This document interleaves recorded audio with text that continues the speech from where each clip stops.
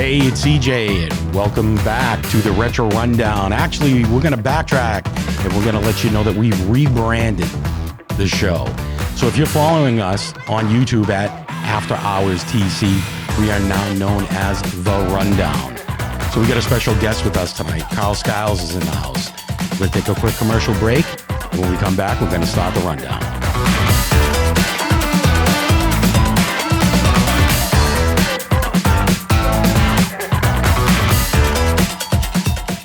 This is Ricky Bittman, host of Ricky Bittman's Jukebox Podcast.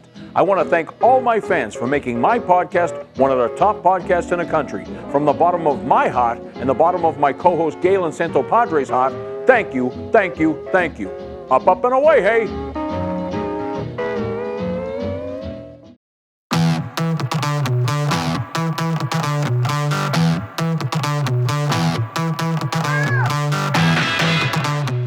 Hey, welcome back. This is CJ. Welcome to the Rundown.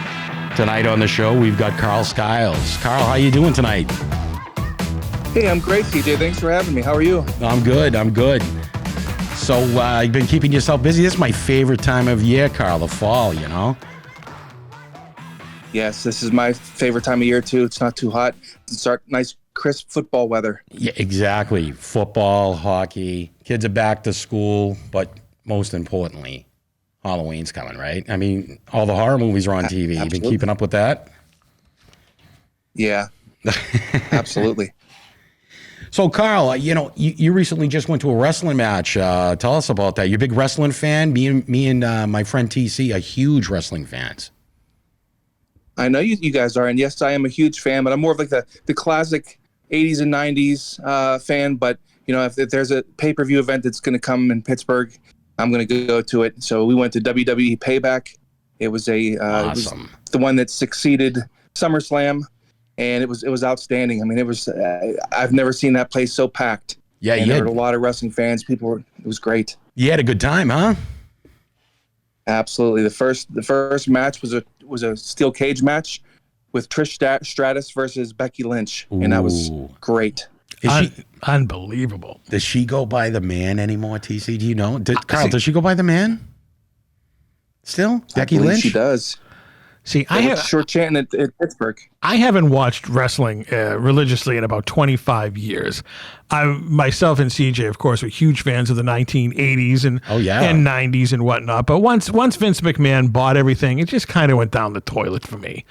It was just like there was no competition, and It was just the same old crap week in, week out. But you're from Pittsburgh, Pennsylvania. Now, did you ever get a chance to meet the living legend Bruno Sammartino? Ooh. I did not, unfortunately. I heard he was a very, very nice man. Who else is from Pittsburgh I really would have loved to have met would be Luscious Johnny V. Luscious Johnny V. Now there's a name I haven't heard in a long time. He went to boarding school with Vince McMahon. That's how they became associated. Get out of town. Yeah. Really? Luscious Johnny V. His real name was John L. Sullivan, not the boxer. Okay. But he was the manager of the Dream Team back in the 1980s. Brutus the Barber Beefcake and that's right. Greg the Hammer Valentine. Oh, one of my favorites. And also from Pittsburgh, Pennsylvania, the other living legend, Larry Zbyszko. Good old Larry. Yes. I love Larry Zbyszko. The protege of Bruno Sammartino. I actually got to interview Bruno Sammartino at Sports World. You know where that place is. Absolutely. Back in 1994, and he was an absolute gentleman. Yep. It was just like, he was a little bit before my time when I was watching it, but I remember him substituting when Jake the Snake Roberts was in rehab for cocaine in the late 1980s. Right. He would substitute for Jake on the house shows and take on the Honky Tonk Man or the Macho Man and all that other stuff, things like that. So Bruno's a living legend. I've never been to Pittsburgh. I'd love to go there, though. Yeah, you got a lot of famous people from Pittsburgh, Carl. Would love to have you in Pittsburgh one day. Yeah, we'd love to come down. I mean, so who's your all-time favorite wrestler? I mean, you're a fan of the best era of wrestling. You just said that, like me and TC. Who's your favorite of all time? Ooh. Of all time, I'd say it'd have to be Stone Cold. Stone Cold Steve Austin. Yes. Very nice. That's the bottom line, because Stone Cold said so. Yeah, I actually Honky Tonk think Man that's is my second. Honky Tonk Man is your second. Really? Honky Tonk Man. Honky Tonk Man a lot. Honky Tonk Man was Love the heat. Oh, the Honky Tonk Man. I love the Honky Tonk Man. My three top favorite in the WWF in the 1980s were Bobby the Brain Heenan, right? The Macho Man Randy Savage, my favorite when he was a bad guy. Yeah, absolutely. And the Honky Tonk Man. The Honky Tonk, now, number 3. Honky Tonk Man, when he used to wrestle in the Boston Garden, got so much shit thrown at him. I know. Because everybody hated him. One, he was an Elvis impersonator. Right. And two, he shoved Miss Elizabeth down to the canvas in the wrestling ring. So that made him the ultimate bad guy. I remember that. Yeah. Was that the skirmish that with Jimmy? Didn't Jimmy get involved in that beef too? He did. As well? He was. Jimmy who? I can't think of his Jimmy last Hart. name. The manager or Jimmy Hart? No, who am I Jimmy thinking? Snooker? No, Jimmy with the glasses, real thin guy. He was the manager. The Mouth of the South, Jimmy Hart. Yes. Yeah, Jimmy Hart. Wasn't he involved in that? What happened was, it happened on Saturday night's main event, and it took place in Hershey Park, Pennsylvania. Look at that. Not too far from, kind of far from where you are, Carl. It was a Saturday night's main event, and it was the Macho Man versus the Honky Tonk Man. And the Honky Tonk Man grabbed his guitar, and the Hart Foundation came out and grabbed Randy Savage so he couldn't escape. And Honky leveled him with the guitar while Elizabeth ran to get Hogan to come out. And that's what formed the Mega Powers. And he pushed Elizabeth. He shoved Elizabeth down. Unreal. Yeah. So. Oof. But the Macho Man is my favorite, Carl. The Macho Man. Oh, yeah. Macho Man, Randy Savage. I don't know if you caught my podcast a couple of weeks ago. I told the story. And I actually did a meet and greet with him, and he signed a couple of photos for me. I had one on my bedroom wall, and my mother tossed it when she cleaned my room. So my brush with greatness is now part of the trash heap somewhere in Revere, Massachusetts. Oh, wow. So he had a good time at the rap song? No, I haven't. He raps? Macho Man before he passed away. Yeah. I didn't know that. Really? Listen to the song "Be a Man." It's a This Hogan track. It is. It was basically at the probably like a few years before Randy died, maybe like during the decade before Randy passed away. He tried to reinvent himself. Really? And he was out of wrestling, and he wanted to become a rap star. Oh my God! And he actually produced an album. And the song that Carl is talking about was "Be a Man," where he just basically totally shits all over Hulk Hogan. Really? Be a man, Hulk. Fight me, brother, and all this other stuff. And it was, God bless Randy. I love Randy. But when the album came out, someone wrote in a review, I don't know how an album can blow and suck at the same time. And it did. Well, I'm going to have to check that out. I have no idea that he even ventured into that. Well, if you're a Randy Savage fan, Spotify and YouTube. It's everywhere. We'll have to check it out. So you had a good time at the wrestling match, huh, Carl? It was a blast. I always have a good time, and when WWE or anybody like that comes to town, I like local indie shows too. Yeah, have you been keeping up with the Comic Cons and the fan expos in your area? We went to the last one. I think there's one coming up soon, and I think it's the cast of Saw. My fiance's soon-to-be wife on the 30th. Very nice. He's a big Saw fan, so we're going to have to go. Okay, yeah. Well, me and TC and the crew are heading down to Rhode Island in November. Yeah. And we're going to meet. Well, I'm Awesome. going to meet. I'm psyched to meet the cast of The Breakfast Club. Minus Emilio Estevez. What is his deal? Well, as of this recording, he has been booked. He could be, the rest of the Breakfast Club can say, listen, Emilio, come on down. So that's going to ruin my picture, TC, because I wanted, Molly on the left, Allie on the right, Anthony Michael in the back with Judd Nelson and Emilio in the front. That's going to wreck my picture. I'm sorry. I'm not his booking agent. I'm sorry. Who else is going to be down there? What's her name? Vicki Lawrence from Mama's Family is going to be dressed as Mama. But getting back to Pittsburgh with Carl, did you ever go to any of the ECW shows when they were back in the 90s? The only time I went was I was stationed in South Carolina in the Marines, and there was a show in Atlanta. And so me and another Marine and my ex-wife, we went to the Omni in Atlanta. Wow. And it was friggin' nuts. The Omni in Atlanta. New Jack was there. The Omni was like the Omni was like the Madison Square Garden of the South. Right. Back in the day, and especially in the 70s and 80s wrestling, that was the place to be. If you were a wrestler and you wanted to make it in this country, you needed to perform at Madison Square Garden and the Omni in Atlanta. Really? Yeah. Better than Boston Garden? Well, Boston Garden was probably, down south, wrestling was huge down south. Oh, sure. I mean, it was like a religion down there. So they didn't want to come up to the Yankee territory, so they created their own Madison Square Garden, which was the Omni. I don't even think it's there anymore. I don't think it is either, TC. But other than wrestling, what other things are you a big fan of in pop culture world? I love video games, collecting for the Switch, collecting for the 3DO and other retro systems.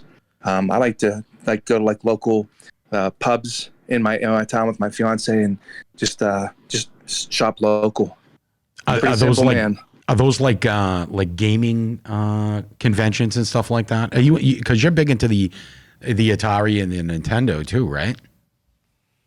I am, and I'm fortunate to have a very local store that has Atari games and has Nintendo games, and you'd like it, CJ. It's a store that you absolutely love. They have comics there too, and it's real nice. It's called the Arkham Alley. Oh, okay. Love the name. Yeah, I miss those stores. There's one that's in southern New Hampshire that's run by a friend of mine, and she actually does a really good job of getting a lot of the older games and selling them at moderate prices and stuff like that. She's starting to venture out and hopefully open up a second store. But those gaming stores are hard to find, especially in my area. We have a decent amount in Pittsburgh, in the Pittsburgh area. I'd say we'd probably have close to a dozen. A dozen? Yeah, there's a lot. There's a lot of little places. Probably, I'd say, and I say a dozen, probably in like a 35 to 50 mile radius. What have you been collecting lately? Pittsburgh. Oh, really? Switch. Yeah, I collect Switch. A lot of those games. I got hooked on it. They have imports that they get in at Arkham Alley, and I buy them up. Yeah, Japanese imports and things like that. Right, European imports. Like I've got a game. It's called like Perky Little Things, and it would never be able to be sold in the United States. It's got like a PEGA rating of like 18, and it's kind of like a sketchy. How come it wouldn't be sold in the U.S.? I guess because there's nudity, and it's just kind of like a puzzle, kind of Where's Waldo, and then it's just kind of like a pornographic type thing that I don't think would be sold in the U.S. Reminds me of the bootleg Atari games that they used to have. Remember those? Do you remember those? Custer's Revenge. Remember? Yeah. Beat 'em and eat 'em. Oh my goodness! Right? Unbelievable. So, what else you been doing? The game company was Mystique. Mystique, yes, that's right. And they weren't even authorized by Atari to even sell those games on that system. Those were bootleg to the max. I was a fan of it. Buy that, CJ, back in the day. What's that, Carl? Where would you even buy that back in the day? Like an adult store? Probably. But I saw a lot of them at flea markets back in the day.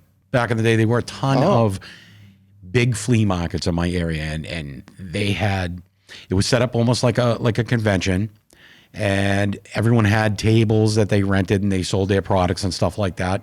My dad used to take me and my brother back in the day to one in Salem, New Hampshire, and there was this guy that had this huge Atari selection, and he used to have those underneath the glass. You had to ask for them. That's the only time I've ever seen them. I've never seen them anywhere else. I know they weren't sold at the retail level. Right.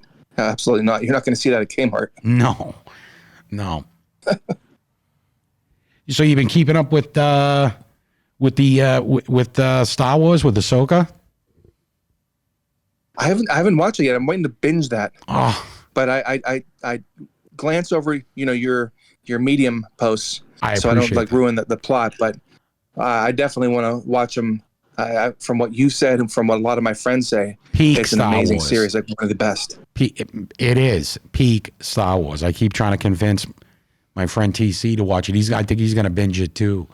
But it's peak Star Wars. It's equal to Mandalorian season 1 and 2, if not just a little bit better. Well, see, I haven't. I'm going to binge watch it like Carl's going to.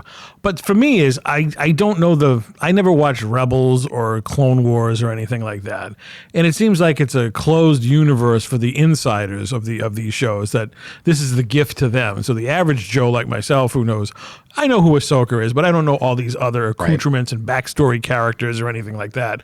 I think that's going to be the downfall of Disney, is they're going to pop their wad for the hardcore fans, and then the average Joes are going to be like, oh, you know what? Star Wars isn't cool for me anymore. I'm going to watch something else. But you can still watch it and I'll watch along. And you have a general understanding as to what's going on. But the best thing is that Filoni has introduced this new expansion into different galaxies now, and that's just going to do Star Wars so much good, because they're going to be able to expand on their storytelling, bring back the legends that, because in 2014, all of the novels that were published prior to 2014 were considered non-canon. And Filoni is starting to matriculate those back into live action with different elements from those books. So I think it's going to actually benefit Star Wars, but I understand what you mean when you said that it kind of alienates a certain group of Star Wars fans. No pun intended, alienates, right. But it just for the purist like myself, if it doesn't happen on the screen, it didn't happen. Right. But I understand, the TV is a small screen, and it happens there as well. But Carl, what got you into Star Wars as a kid? Oh, I was born in '76, so I was just kind of born into it. My dad and mom got me the toys when I was real young. And I just remember back, during Empire Strikes Back, that's what I can remember the most. I was probably about 4 or 5. Best. And just remember getting tons of toys and just playing with them like incessantly. And then having to wait 3 years for the movie to come. Right. Return of the Jedi, I saw that in the theater. I remember that coming out, and it just blew my mind. Well, speaking of the Empire Strikes Back toys, that is my favorite line in the Star Wars toys from back in the original days. I love the Empire toys. Yeah, they were good. Best. Maybe because we lived in the Northeast and we had snow and you could put the AT-AT walker outside. Right, or the Tauntaun. Or the Tauntaun or anything like that. Right. I didn't live in a desert, so I wouldn't put room for a sand crawl unless I went down to the neighborhood, sandbox, but, I wasn't going to share my toys with those people. And they were everywhere. There was no online. They were everywhere. I wrote an article about this on median.com. The art of these brick and mortar stores that were from door to the back wall packed with toys are long gone. Right. Child World. Oh, Child World. Toys. All gone. Now, did you have any superstition? I'm asking both of you. When you went to the store hoping to get a Star Wars, I was monogamous. I only collected Star Wars. And I had, this is weird. I don't know, maybe somebody else out here did this as well. But I would go into the store and I would take a long ass backwards route to the Star Wars section, just because if I went this way, maybe when I get there there'll be new stuff. Really? If I went the direct route, I'm cheating myself. It's direct.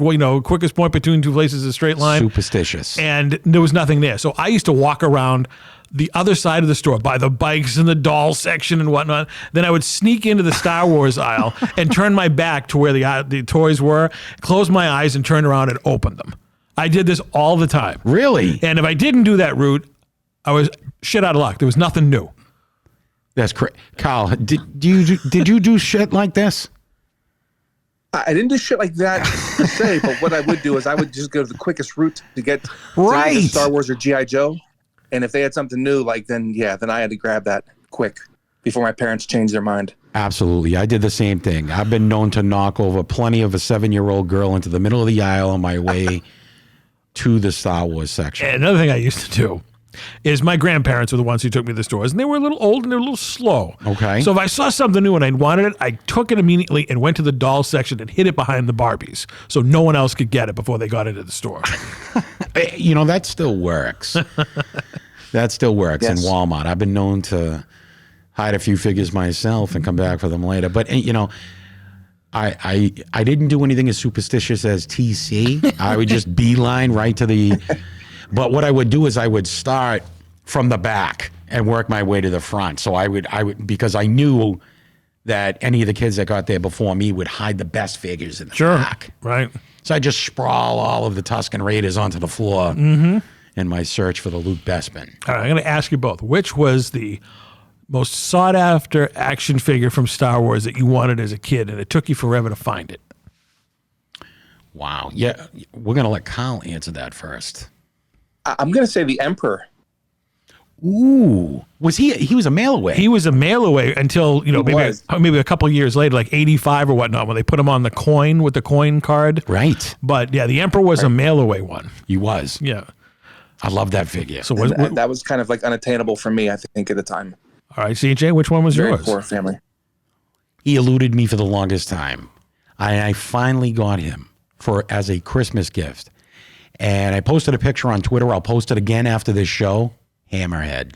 Really? For the longest time, couldn't find him. I had Greedo, had Walrus Man, had I wish I knew you back then. I couldn't find Hammerhead anywhere in my area. And I begged my mother to find him.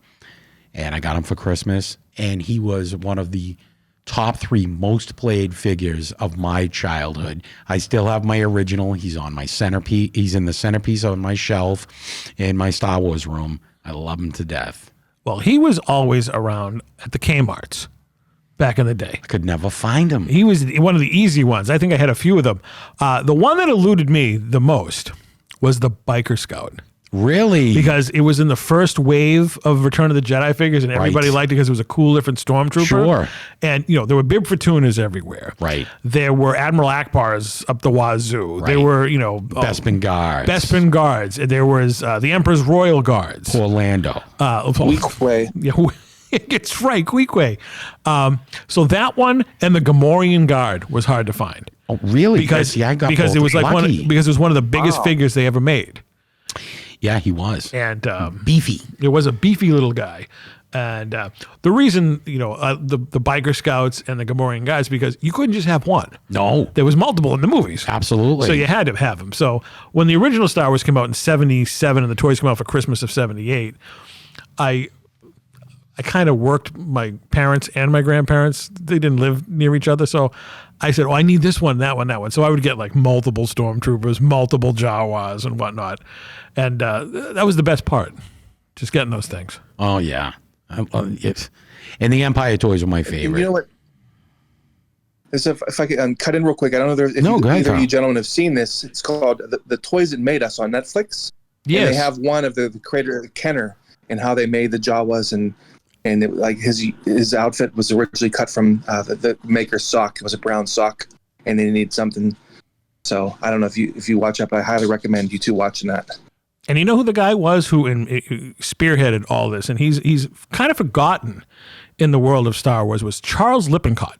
Right. He was the guy that made the deal with Kenner and for Lucasfilm and whatnot. Right. So, and he was the one who went to the fan conventions, early in the day to promote Star Wars before anybody knew what it was. So him and Gary Kurtz are really the ones that made it known to the public. Right. George created it, obviously, and, had the vision, but these are the guys who brought it to the world. Sure. And, they don't get as much recognition as they deserve. No, especially with the merchandising. And I remember the name. He was responsible for the Early Bird Kit.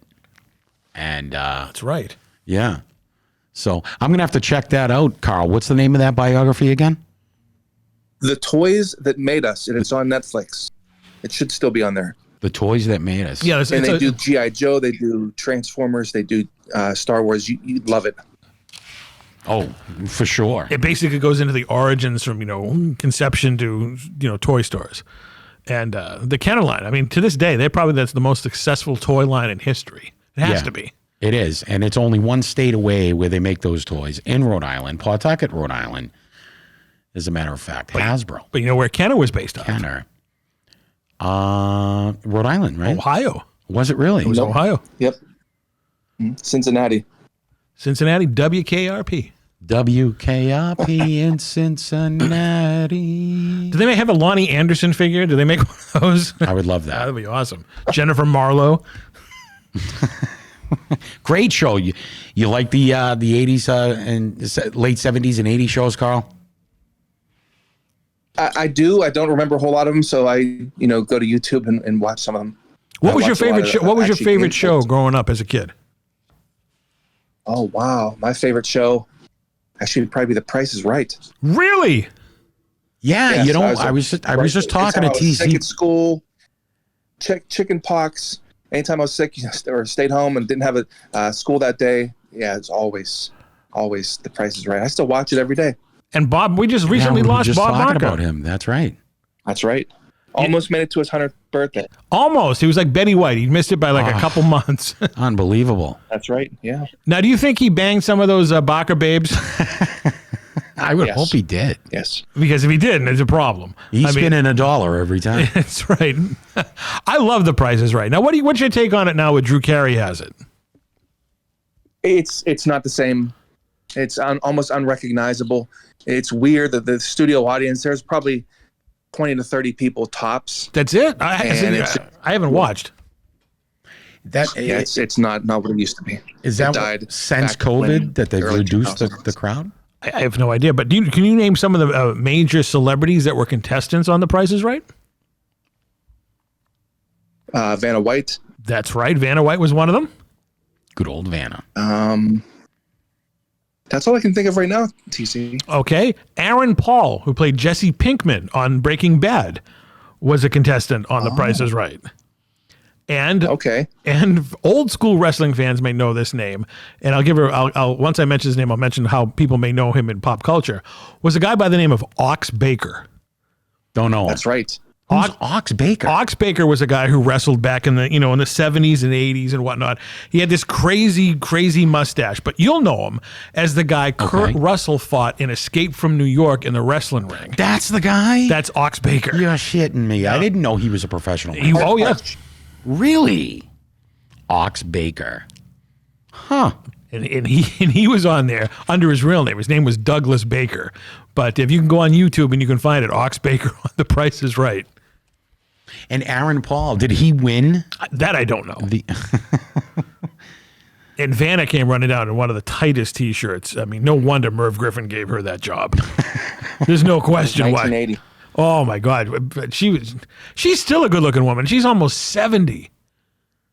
Spinning the letters on Wheel of Fortune. Right. So what a gig she's had for 40 years. She's had that job, and she was complaining not too long ago because she was getting underpaid. She's getting $3 million.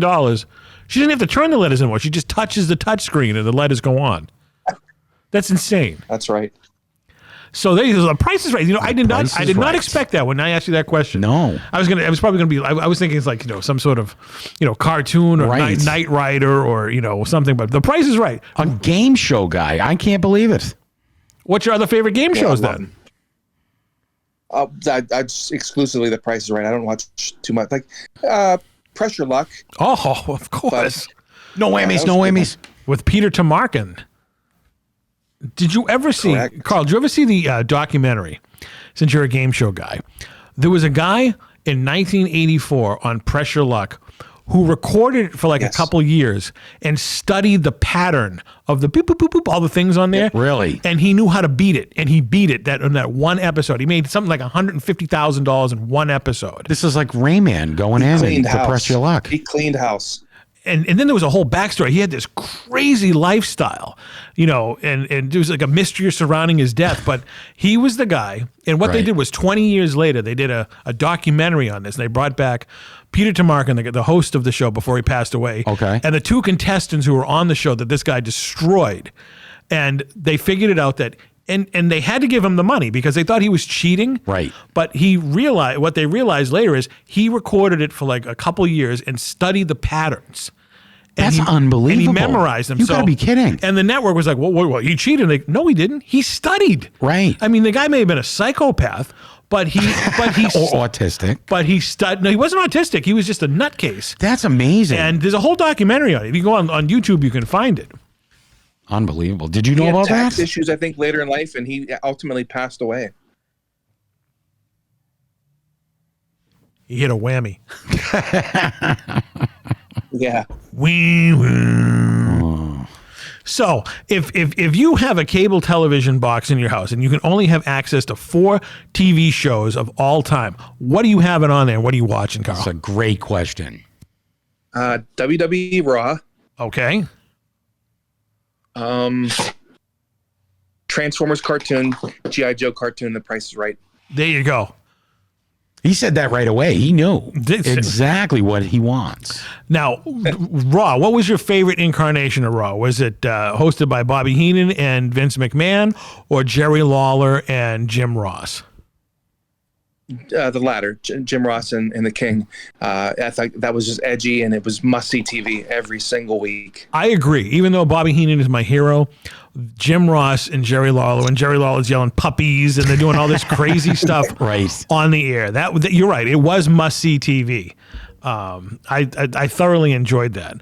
Now, I don't know if you know this or not, but I was actually a druid for The Undertaker at WrestleMania 14. Are you serious? I'm 100% serious. 100%. Wow, that is awesome. Yeah, and it was during that era. It was the one where the Undertaker took on Kane for the first time with Pete Rose, and he got tombstoned by Kane and whatnot. So yeah, it was during that era, and seeing all those people in action behind the scenes was way more interesting than what was going on in front of the camera. Let's just put it that way. And Jerry Lawler, going over his puppy lines and all that other stuff. It was actually a very good learning experience. That's fascinating. Do you remember which one you were? 11. I'm actually, what they did it by height. Druid 11. And I'm not the tallest guy in the world. So I was down in the back near that entrance big circle where he came out. And you can see my hands. We had on like the Jedi robe, so you couldn't see our faces or anything like that.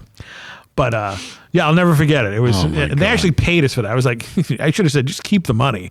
I mean, yeah. There's no one in a million years would I ever thought 10 years earlier when I was at the Boston Garden watching WWF that 10 years later I'd be on WrestleMania in my hometown, with one of the biggest names in the history of wrestling. That was cool. We got to get Carl up here to Boston. Have you ever visited Boston, Carl? I have not, but that definitely sounds like a good idea to me. Oh, you got to come up to Boston. Of all I'm not going to root for the Patriots. Why? Well, we're not really rooting for them. I'm a Steelers fan, man. Yeah, well, the way things are going, past couple of games haven't been looking good for the Pats. I think both teams stink this year. Yeah, I'd hate to see Miami win that division. I'll tell you that. I can't stand them with a passion. But football is back, and that's a good thing. And you know what else is back? And I've been flipping through the cable channels, TC. The horror movies. Horror movies. Yes. The good 80s and 90s horror movies are back on TV. Well, it is that time of year. Yes. So why don't we ask Carl? Carl, your favorite horror movies, your top 3 favorite horror movies of all time. The Hellraiser. Ooh. Nightmare on Elm Street. And an obscure one called The Cube. The Cube. Which one was The Cube? These, I guess 4 or 5 people are like disoriented. They don't know how they get in this room, and they kind of have to get through different rooms through this, the cube. And some of them have booby traps. Some of them are, benign. Some of them are just malicious, spikes or something crazy. And they just have the whole movie to try to navigate their way out of the cube. Who's in this? Oh, I don't think anybody would even know. Really? Okay, so it's one of those obscure titles that you'd see at 2 or 3 in the morning on some small UHF channel. Yeah, there's no one big in it. Probably. Looking at it right now, there's no one big in it at all. I remember gleaming 97. I remember Gleaming the Cube, the skateboard movie. Remember that one? I do. Yeah. With Slater. Christian Slater. So Nightmare on Elm Street, which one? First one, second one, third one, fourth one, fifth one, eighth one? The third one, I believe, is Dream Warriors, right? I don't remember. Is that the third one, Dream Warriors? It could be. Right. I'm a Jason fan. I've always been a Friday the 13th fan. He's my favorite slasher. But Freddy Krueger, the guy who plays Freddy Krueger, Robert Englund, will always be Willie, the innocent alien from V. Do you remember that show? Oh, geez. I didn't watch that much, but I do remember it being on. Yeah, it was basically a story about the aliens who invade Earth, and Willie was a pacifist, and he didn't want to. I remember that. He didn't want to do it. Didn't agree with the supreme leaders. He wanted to take over the Earth, and he was like this helpless little normal guy who turned his back on his alien, friends and became part of the human race. But it was Robert Englund. It was the year before he became Freddy Krueger. So what a range that guy has. He's like the nice, mild-mannered little alien that you want to hang around with. And next year, he's this psychopathic dream rapist. So kudos to him. And he's made a hell of a fortune on being Freddy Krueger. Yes, he has. So Dream Warrior is his favorite. Carl, did you know that the Dream Warriors, that the Freddy glove was stolen from the set of Dream Warriors and was later found hanging on the wall in a work shed of the Evil Dead Part 2 in 1987? Really? Yes. I did not know that. Wow. It was. Yeah. A little bit of trivia for you. Interesting. I have to tell my fiance that. See if she knew that. We'll have to give old Bruce a call and say, what's the deal, buddy? Yeah, see? We stealing Freddy's glove? Stealing props. Well, I'm sure that went back in some of the studio days, going back to Star Wars for a bit. The snow that was used on Hoth was actually the snow that was used in The Shining. It was the same snow? It was the same show. They were shot at Elstree Studios. And really? Empire was put on delay for production because Stanley Kubrick almost burnt the studio down making The Shining. Right. So I think as a compensation, he says, well, you can have my snow for your little Star Wars movie. That's crazy. But yes, I never knew that. So the snow that was used in Empire was actually the snow that was used at the end of The Shining. And none of it was yellow. And, well, the Tauntauns didn't pee on it yet. So other than the horror movie, what are those three horror movies? What is your favorite Halloween costume you've ever done as a kid? Everyone has one. Probably dressing up as Ace Frehley. Really? Nice, from Kiss. Yeah. Really? With Frehley? Have you ever met him? Because he does the Comic Con circuits all the time. No, and I had a chance to meet him at a small venue outside of Pittsburgh when he came to Greensburg Palace Theater, and he played a small show there. That's as close as I ever got to Ace Frehley. Oh. Now, did people know who you were? Oh, yeah. When you went trick or treating, someone just go, Absolutely. "Oh, you're from Kiss," and you know. So that one, that's awesome. What's yours, CJ? Well, I have met the members of Kiss. I just want to throw that out there. Have you? Yes. So I have met Lucky. Ace Frehley. Yeah. My favorite costume As a kid, yeah. of all time would have to be, and I made this from the grassroots up from everything I could find in the house. My father gave me a old, I guess it was sort of like a firefighter's outfit from the Navy that he had acquired somehow. And my mother helped me make a pack for my back. It was Venkman from the Ghostbusters. Really? Yeah. And Awesome. yeah. And I remember getting the decals and her putting them on, the outfit for me. And I had the accelerator, the nuclear accelerator on my back, and it was pretty heavy carting that around, trick-or-treating. But yeah, that was my favorite costume. My favorite costume was when I was a senior in high school. We had a Halloween party, and I went as Bobby the Brain Heenan. And what I did was I had the black jacket with the monogram BH on there. And this is around the time that he had the broken neck from Ken Patera. Did you wear the neck brace? So I went down to my local drugstore me. and I bought a neck brace. I think I still have it somewhere. And as soon as I walked in, people started chanting, "Weasel, Weasel." It was great. Oh, that's awesome. That's awesome. I was like, how do you know who this guy is? And they're like, dude, you talk about it all the time. So, See, and these are creative costumes too. And I always reward the kids that come to my door when they trick or treat for the most unique and most inventive costumes. If they've taken the time to not pull something off the store rack and put a little bit of effort into making it, they get some extra candy from my house. Well, I'm knocking on your door, I guess. So, I'll just dust off the neck brace. Oh, so I've got kids knocking on my door, not in costume, looking to trick or treat. And I said, no. You give them the razor blade once, They get the Raisinets. That's right. So you love video games, you love movies, you love television.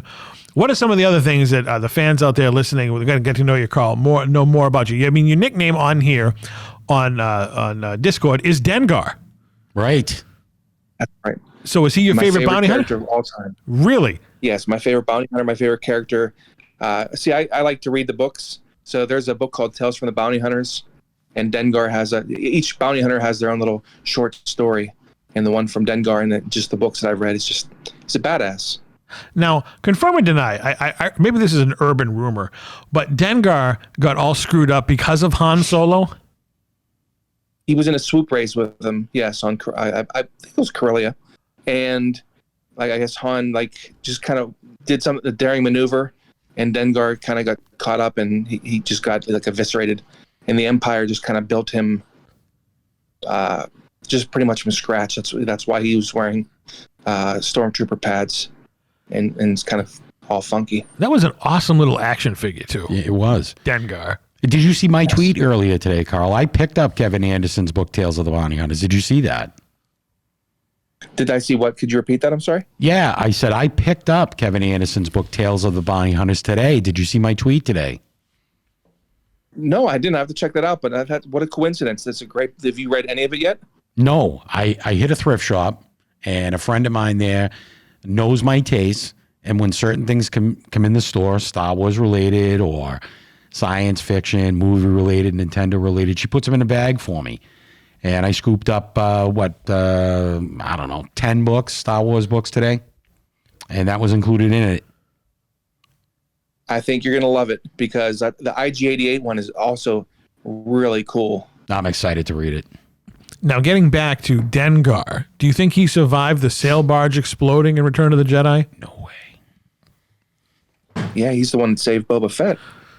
As far as I'm concerned, I know other the Disney show, the Mandalorian says otherwise, but I always think that Dengar helped him out.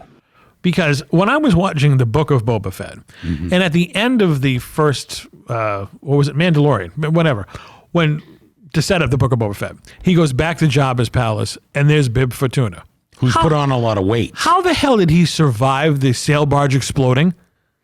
I think he screwed out the back. He took off. Yeah, he's a slippery bastard. And Max Rebo survived too?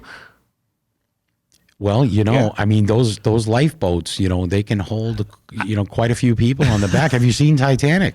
I have. I did see Titanic. Well, the band did not go down with the ship in this one. No, they're actually, I think in the movie Titanic, I think the band actually jumped onto the iceberg. And they're still performing out there 100 and some odd years later. But I liked the Book of Boba Fett. It wasn't bad. I mean, it was kind of something that was stupid. But when I saw Bib Fortuna alive, it's like, what? How did he? I mean, everybody on that thing blew up. He wasn't alive for long, but yeah. But I mean, did he jump out the back window when he saw Luke going crazy with the lightsaber? And he's like, shit, I'm out of here. I don't know. What do you think, Carl? I think he had to have. No other way.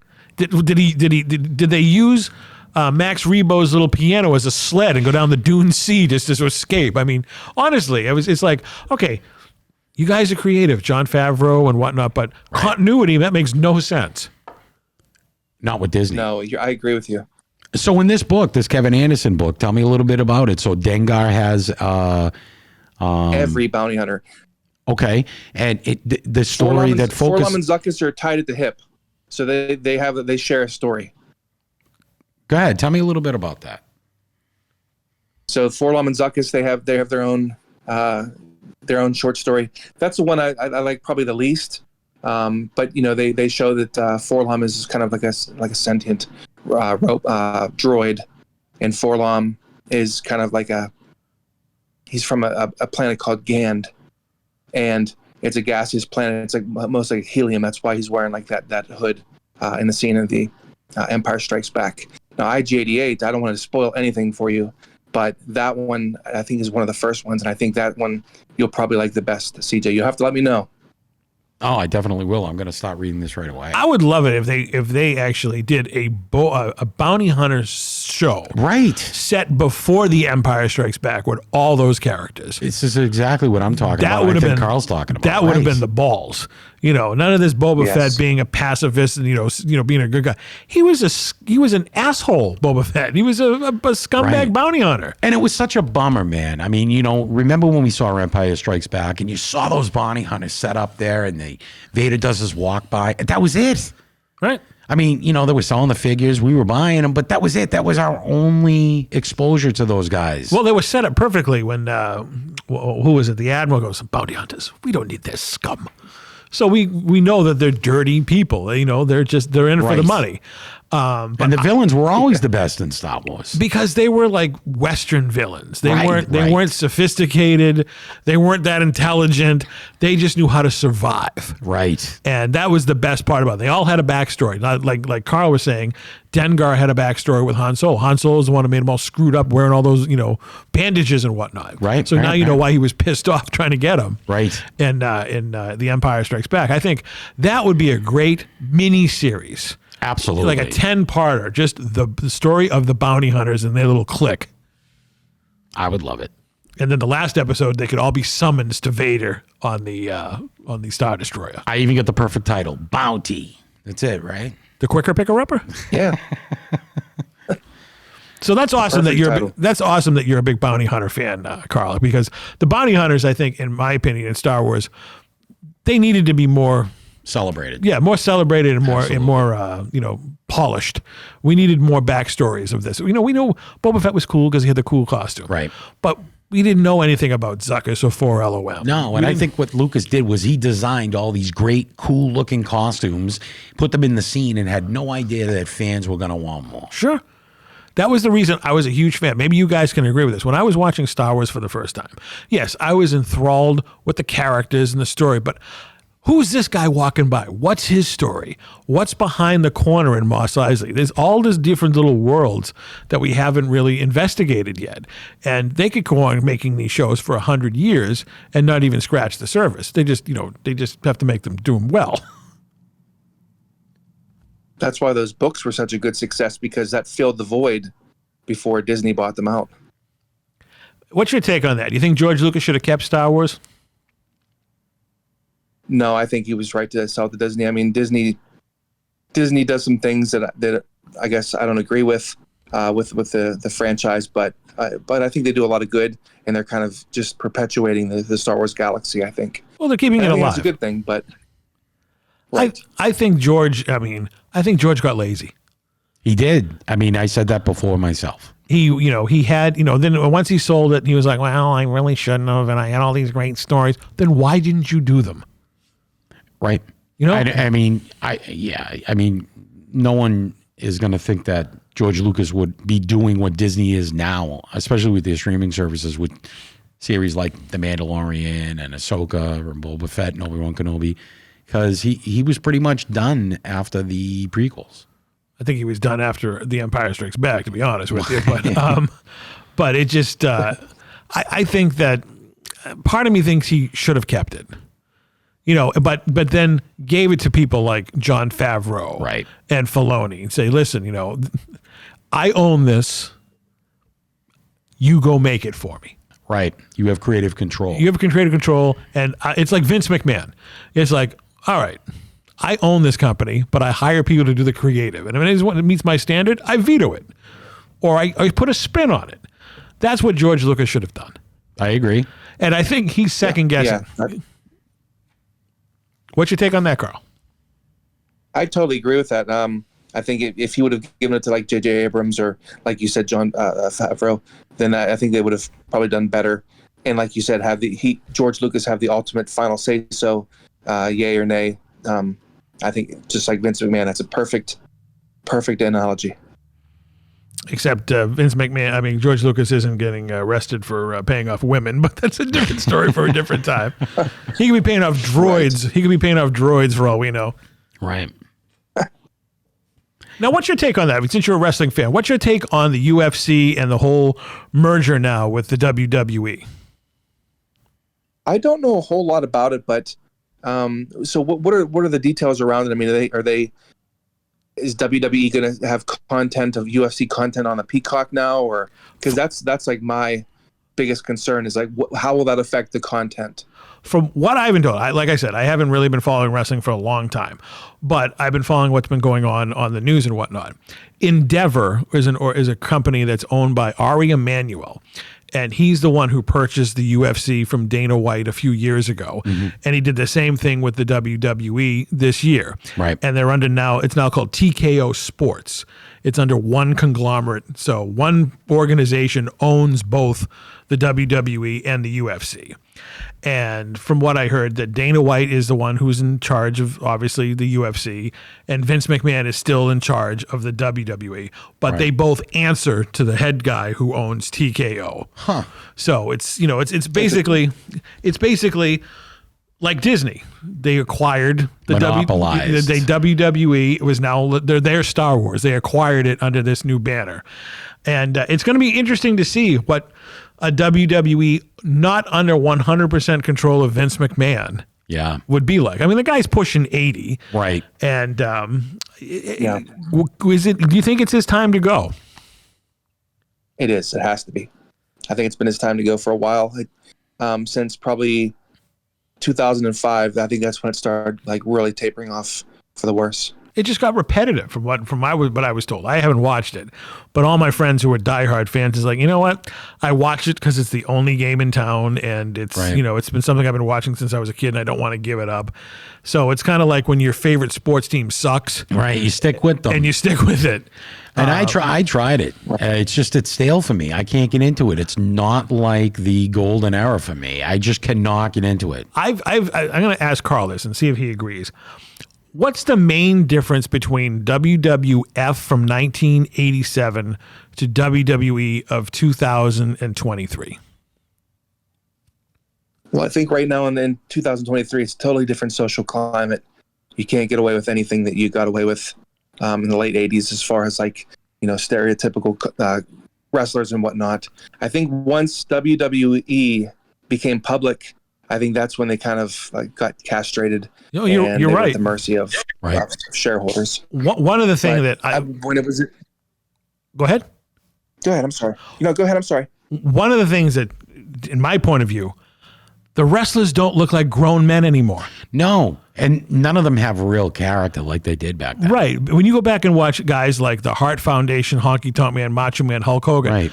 Yes, they were in their 30s, but they look like grown men, adults. Right. You got these guys now who are in their 40s and they look like they're in their 20s and look like they'd be selling popcorn in the front row rather than being in the main event. Nowadays, it's the characters, their names when they go to NXT by their real names, and then they become some other character, and it's just not believable. Back in the 80s, back in the 90s, you'd have a wrestler, you'd know nothing about them. Sure, you had like for example, One Man Gang. He wrestled all over the different territories, but when he came to the WWF, it was like he had no history, no prior background. I think that was a good formula for success. Nowadays, you just know too much into their personal lives, and that's just because of social media these days. Right. It's back when that's my take on it. You're 100% right. It's like when Kerry Von Erich came from the Texas Wrestling, everybody knew who he was because it was on ESPN every day, and they rebranded him as the Texas Tornado. Everybody knew who Kerry Von Erich was. He was, I mean, if you read the magazines and watched all the wrestling from around the country, you knew who he was. And then they just dumbed it down. Oh, he's now the Texas Tornado, and he has this discus punch and whatever. It just made it. It was insulting to your intelligence, is what it was. Didn't the same thing happen to JYD when he came over? The Junkyard Dog was always the Junkyard Dog, but here's the biggest insult to anything. And granted, all the wrestlers back then would say, you know what? I'm making more money in the WWF than I made anywhere else. Harley Race. Harley Race was the 7-time NWA World Heavyweight Champion. Right. Considered to be one of the most toughest men in the history of the wrestling industry. He goes to the WWF and he becomes a king. All right, and he has little midgets walking him around and stuff. It's just like, huh? See, and we can't say midgets anymore. Well, we can, but you can't on TV. They don't have them on TV anymore. No, and that's a shame because I like midgets. Well, I'm sure Well, you know what? Like Bobby Heenan says, you never touch a midget. You don't know where they've been. Well, I know one personally. He was Druid number 11. I'm not that short. All right. I'm well over the little people's status, all right? I'm over 5 feet. We represent. And thank you for listening to The Rundown. We're closing. No, just kidding. But I agree with you 100%. It was just basically, the one-man gang was a perfect example. And the one-man gang wrestled all over the country. He was a badass. And then he comes here and you don't know who he is. Right. And he's managed by a pimp. Oh, man. The one-man gang. Do you remember, Carl, when they transitioned him into Keem? Yes, from the deepest, darkest jungles of Africa. Exactly. Do you know who that was supposed to be a spoof of? Who? No clue. All right. What was Akeem's full name?